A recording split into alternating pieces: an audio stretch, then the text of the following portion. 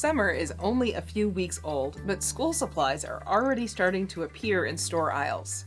Many congregations are looking at what Sunday school and youth ministry will look like this fall.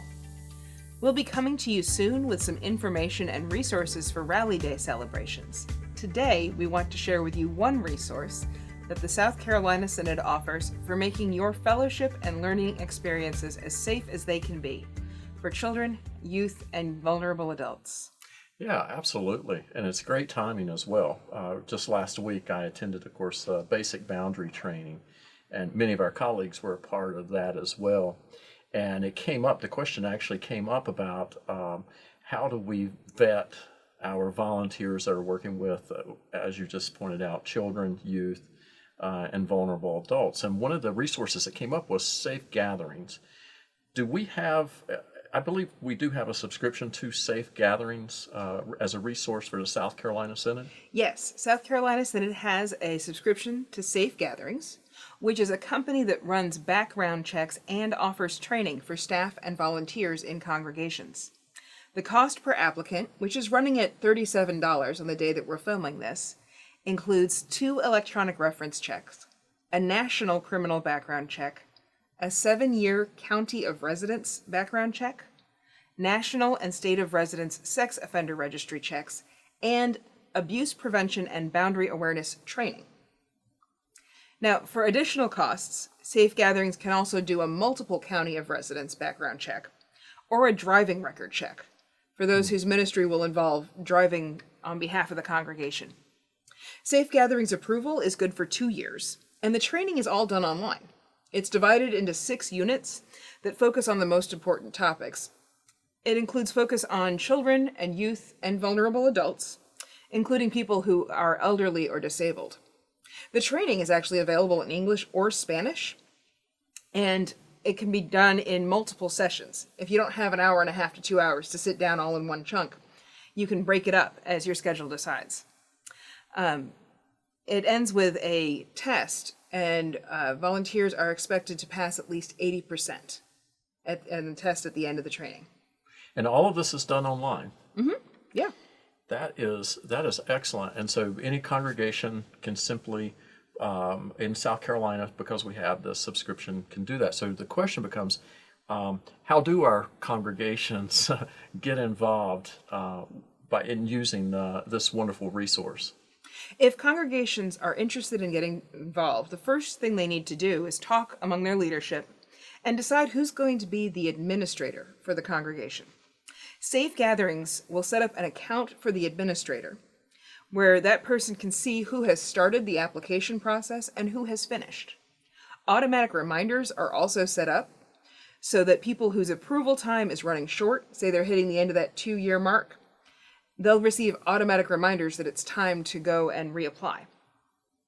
You know, you and I being a part of the Synod staff and learning about this and getting more of information, and I appreciate us being able to share this with everyone that's going to be watching this today. What's really interesting is what I'm hearing is this does not necessarily just benefit an individual congregation. This could benefit the entire Synod. Yeah. So what we all receive from Safe Gatherings training and approval is a core of adults who have been background checked and taught to care for people in the best ways possible. The Synod actually expects all of our adults who volunteer with South Carolina Lutheran Church Youth to take part in this program. And the Synod's subscription, our involvement in this, provides the framework for congregations to get involved at no overhead costs. At no overhead cost. Nope. That is absolutely amazing. But now, here's one for you. We have some congregations that are smaller, tight-knit groups. Many people are family that worship together, family and friends, and have for many, many years. They've known each other for decades. Why would they want to do this?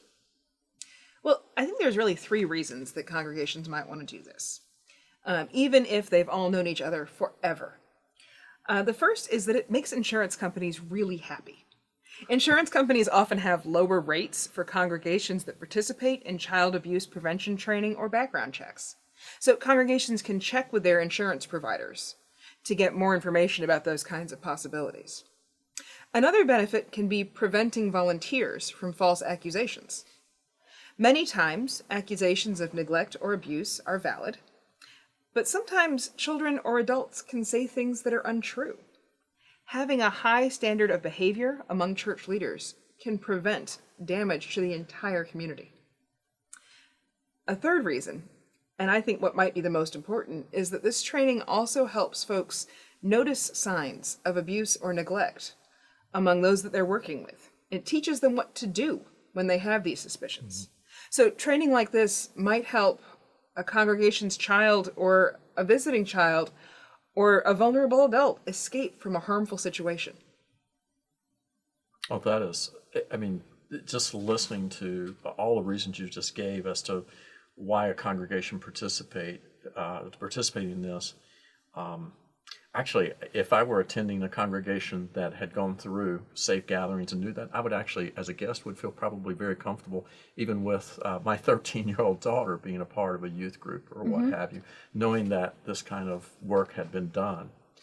Exactly. Yeah, and then so I got another question. In our conversation, you earlier when we were talking, you'd said that there's the $37 fee for each background check and training. In our conversation earlier, you said that normally the volunteer that is going through the background check and training pays that $37. But here's my question. What if the congregation wants to pay for their people to participate in safe gatherings, background check, and training? That's a great question. There are two ways congregations can do that. First, they could simply ask people to apply for a reimbursement from the congregation, to print off their receipt and hand that in, and have the treasurer cut them a check. The second way that they could do that would be for the congregational administrator to talk with the folks at safe gatherings and set up a coupon code. So a congregation would be able to pay for those who apply and just give them that unique code for their organization to put in. Okay. So that is possible for them to do that, and so there's options to being able to participate, whether the individual does it or the congregation helps with it. Absolutely. Now, I know Safe Gatherings is just one organization that does this type of work. We realize that there are others out there. So what if my congregation is already working with another organization to do this type of training and background checks? That's great. It is wonderful when our congregations have a plan and a way to keep our children and our leaders safe. Safe Gatherings is one way for that to happen, but we know that there's other companies out there with similar goals and similar abilities. Absolutely. This has just been absolutely wonderful, Emily, and the fact that you have brought this to light here in the South Carolina Synod, to know that we have this as a resource to keep people safe, which is very important in our congregations, that when we do visit, when we are there, and as members, that we do know that every precaution has been taken, especially related to, as you pointed out, our children, youth, and vulnerable adults. We hope that you will check out, this is very important, we hope that you will check out Safe Gatherings from the Synod website. And if you have questions, yes, you can call Pastor Emily personally, or you can even call folks at customer service at Safe Gatherings.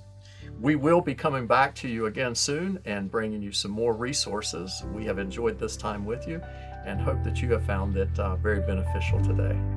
Thanks, Emily. Thank you, Rick.